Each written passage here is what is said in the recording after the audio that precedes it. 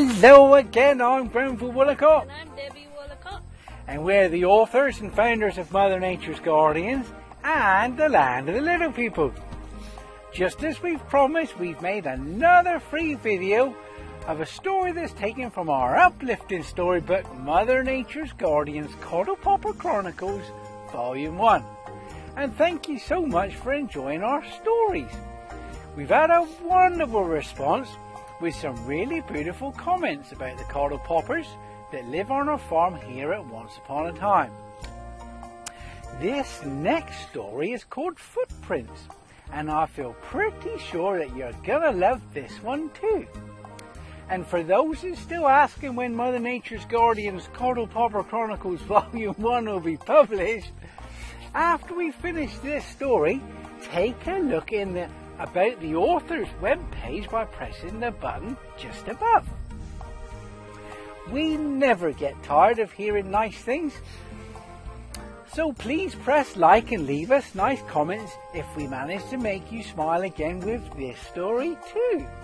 And one last thing, if you'd like to download the free MP3 audio of the first story, just leave your email address in the box over there and we shall send it to you right after I've told you the footprint story. You may be wondering just how it can be that although you've been keeping both eyes wide open, both ears securely attached, your head screwed on tight and your mouth open just enough to let the air in, why you still never ever notice a Coddle-Popper's footprint. No sir, not a single one, or a double, or even a pair. Well, you see, the footprints left behind by Coddle-Poppers are very distinctive. Yes sir, very distinctive indeed. But only if you know what you're looking for, and then only if you can find them. Yes sir, usually the Coddle-Popper tries not to leave a trail as they walk along, so they make clever use of rocks, hard pieces of moss, fir tree needles, sleeping bears, and even the odd frog. Not that all frogs are odd, no sir, not at all.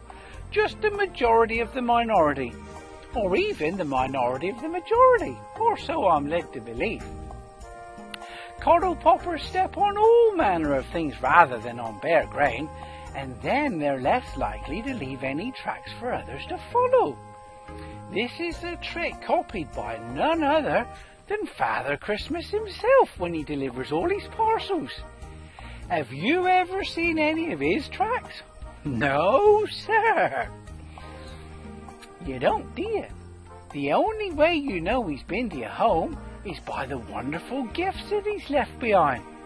Well, it's exactly the same with the Coddle-Poppers. Yes, sir. They most certainly know how to hide their tracks. The Coddle-Poppers know full well that there are far too many little boys and girls out there, and big boys and girls too, come to think of it, that would love to have a Coddle-Popper as a special friend, or even worse, as a pet. Yes sir, how awful is that? I definitely don't want to think about that, because it doesn't bear thinking about, does it? I can't even begin to imagine what it must be like to be a Coddle-Popper kept in a cage as a pet. No sir, all that thinking would definitely make my nose whistle a fine and dandy tune or two, and my brain would ache beyond all recognition and be totally unrecognizable. Yes sir, I know it would. Sometimes the Coddle-Poppers will walk in a large circle, or even a square, or double back on their own tracks, or use someone else's as a disguise. Sometimes they'll even spring through the trees like a kangaroo that's full of coddleberry wine. Coddle-Poppers can even run along the branches of trees and bushes, or float on leaves in a pond to avoid leaving a trail. And if a Coddle-Popper knows for certain and is definitely, absolutely 200% positive that they're being followed, they'll almost always, without exception, disappear into an underground passage or even into thin air. Or thick air if it's foggy.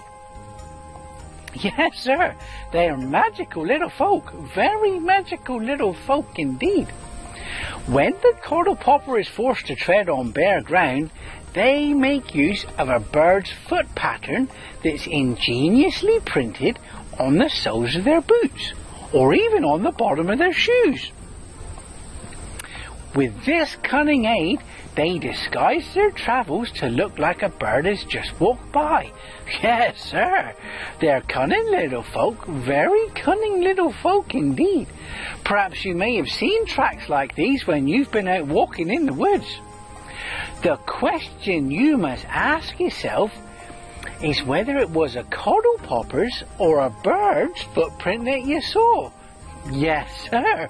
Would you know which was which, what was what, or even the difference between the two?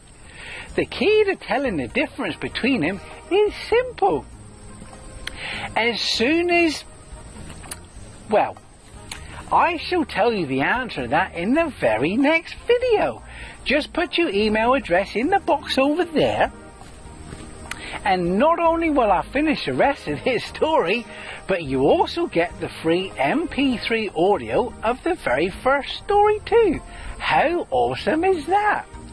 I hope you're good at multitasking, because now you've got to press the like, leave a comment, check out about the offers, and now put your email address in the box over there as well. I promise it does get easier. And we'll see you on the other side real soon. Until next time, be good, keep smiling, and together we'll change the world one act of kindness at a time.